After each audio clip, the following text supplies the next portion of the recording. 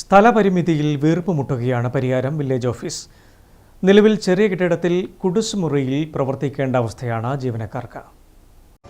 ആധുനിക സൗകര്യത്തോടെ മറ്റു വില്ലേജ് ഓഫീസുകൾ സ്മാർട്ടാകുമ്പോൾ അടിസ്ഥാന സൗകര്യങ്ങളുടെ അപര്യാപ്തതയിൽ വീർപ്പുമുട്ടുകയാണ് പരിയാരത്തെ വില്ലേജ് ഓഫീസ്. പരിമിതമായ സൗകര്യത്തിലാണ് ഇന്ന് വില്ലേജ് ഓഫീസ് പ്രവർത്തിക്കുന്നത്. ജീവനക്കാരെല്ലാം സ്മാർട്ട്, സേവനങ്ങളും സ്മാർട്ട് എന്ന പൊതുജനങ്ങൾ സാക്ഷ്യപ്പെടുത്തുമ്പോഴും പരിയാരം വില്ലേജ് ഓഫീസ് കെട്ടിടം മാത്രം സ്മാർട്ടല്ല. ഭൗതിക സൗകര്യങ്ങളില്ലാതെ ഒരു കുടിസുമുറിയിലാണ് വില്ലേജ് ഓഫീസിന്റെ പ്രവർത്തനം. ഇവിടെയാണ് 8ഓളം ജീവനക്കാർ ജോലിയെടുക്കുന്നത്. 1985 നാട്ടുകാരനായ അബ്ദുള്ള ഹാജി സൗജന്യമായി സർക്കാരിലേക്ക് വിട്ടു നൽകിയ 5 സെന്റ് സ്ഥലത്ത് വില്ലേജ് ഓഫീസിന്റെ കെട്ടിടം പണിയുകയായിരുന്നു. 40 വർഷത്തിലധികം പഴക്കമായതോടെ ഈ കെട്ടിടം ചോർന്നൊലിച്ച് ഉപയോഗശൂന്യമായി. ശേഷം 2019 വില്ലേജ് ഓഫീസിനായി പഴയ കെട്ടിടത്തിന് മുന്നിലായി ചെറിയൊരു കെട്ടിടം കൂടി പണിയുകയായിരുന്നു. എന്നാൽ പരിമിതമായ സൗകര്യം മാത്രമുള്ള ഈ ചെറിയ കെട്ടിടത്തിലാണ് വില്ലേജ് ഓഫീസ് നിലവിൽ പ്രവർത്തിച്ചു വരുന്നത്. ഓഫീസിൽ വരുന്ന ആളുകൾക്ക് ഇരിക്കാനോ വിശ്രമിക്കാനോ ഉള്ള സൗകര്യം ഇവിടെയില്ല. കൂടാതെ വില്ലേജിലേക്ക് വരുന്ന ആളുകളുടെ വാഹനങ്ങൾ ദൂരസ്ഥലങ്ങളിൽ പാർക്ക് ചെയ്യേണ്ട അവസ്ഥയാണ്. ഓഫീസിലെ ഫയലുകൾ സൂക്ഷിക്കാനുള്ള അലമാരകൾ വയ്ക്കാനുള്ള സ്ഥലം പോലും ഈ കെട്ടിടത്തിൽ ഇല്ലെന്ന് വേണം പറയാൻ.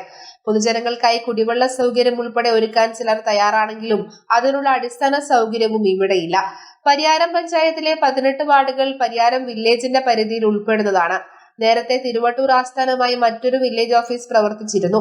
70കളിൽ 2 വില്ലേജുകളും സംയോജിപ്പിച്ചാണ് പരിയാരം വില്ലേജ് ഓഫീസാക്കി മാറ്റിയത്. ദിവസേന നിരവധി പേരെത്തുന്ന സർക്കാർ സ്ഥാപനമാണിത്. ആധുനിക സൗകര്യങ്ങളോടെ പുതിയ കെട്ടിടം വേണമെന്നാണ് ജനങ്ങൾ ആവശ്യപ്പെടുന്നത്. തളിപ്പറമ്പ് മണ്ഡലത്തെ സംബന്ധിച്ച് ഏറ്റവും കൂടുതൽ വരുമാനമുള്ള വില്ലേജാണ് പരിയാരം വില്ലേജ്. ഈ പരിയാരം വില്ലേജിനെ 2ആയി വിഭജിക്കാൻ വേണ്ടി കുറേ കാലമായി നമ്മൾ തുടങ്ങിയിട്ട് ഇതുവരെ ഒരു നിലയിലും ഇത് എത്തിയിട്ടില്ല. ആദ്യം ഇതൊരു പഴയ ബിൽഡിങ്ങിൻ്റെ ബാക്കിലൊരു പഴയ ബിൽഡിങ്ങിലെ ഉണ്ടായി. അത് പുതിയ ബിൽഡിംഗ് എന്ന് പറഞ്ഞിട്ട് എടുത്തൊരു ബിൽഡിങ്. ഇതും ഒരു സൗകര്യം ഇല്ലാത്തൊരു ബിൽഡിങ്ങാണ്. ഒരു ജനങ്ങൾ വന്നാൽ ഇരിക്കാനോ ഒരു കാര്യങ്ങൾ സംസാരിക്കാനോ ഒന്നിനും പറ്റാത്തൊരു രീതിയിലുള്ള ബിൽഡിങ്ങായിരുന്നു.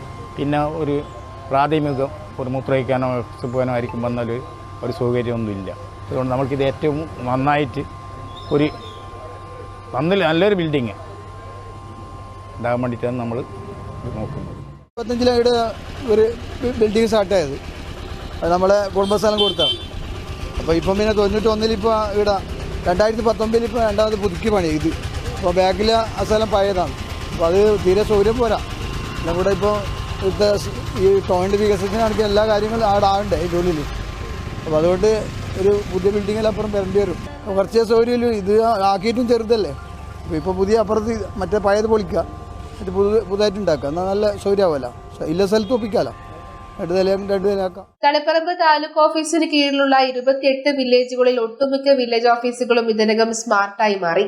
സമീപ പ്രദേശങ്ങളിലെ തളിപ്പറമ്പും കുറുമാത്തൂരും കുറ്റേരിയിലും സ്മാർട്ട് വില്ലേജ് ഓഫീസുകളാവാനുള്ള ഒരുക്കത്തിലാണ്. മറ്റെല്ലാ സർക്കാർ ഓഫീസുകളും സ്മാർട്ടായി മാറുമ്പോഴും പരിയാരം വില്ലേജ് ഓഫീസ് മാത്രം അവഗണിക്കുന്നതിനുള്ള അമർഷത്തിലാണ് പ്രദേശവാസികളുള്ളത്. ജനങ്ങൾക്ക് മികച്ച സേവനം ഉറപ്പാക്കണമെങ്കിൽ ഈ വില്ലേജ് ഓഫീസ് സ്മാർട്ട് ആവുക തന്നെ വേണം. അതുതന്നെയാണ് ഈ നാട്ടുകാരുടെ ആവശ്യവും. വിമൽ ചെടിച്ചേരിക്കൊപ്പം ഷാരിമ രാജൻ, കണ്ണൂർ വിഷൻ.